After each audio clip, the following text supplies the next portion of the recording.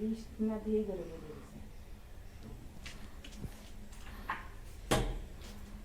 এই যে যে হাঁড়িটা দেখছো, এই হাঁড়িতে আমি কালকে দই নিয়ে এসেছিলাম। দইয়ের ওজন ছিল 1300।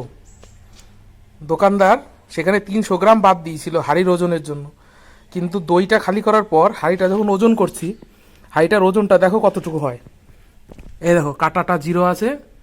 এই দেখো আমি দিলাম,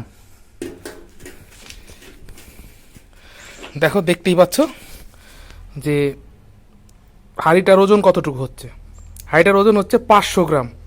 তার মানে দোকানদার আমাদের 200 গ্রাম শুধু মাটি দিয়ে 24 টাকা বেশি নিচ্ছে আমাদের কাছ থেকে। মানে এই হচ্ছে আমাদের মিষ্টির দোকানের সব লুট। যেটা আমার কাছে ভালো লাগে, বাংলাদেশে এই জিনিসটা খুব ভালো, ক্রেতা সুরক্ষা দপ্তর। কিন্তু ভারতে এটাও একটু দেখা দরকার। 200 গ্রাম শুধু শুধু মাটির দাম নিচ্ছে আমাদের কাছ থেকে 24 টাকা।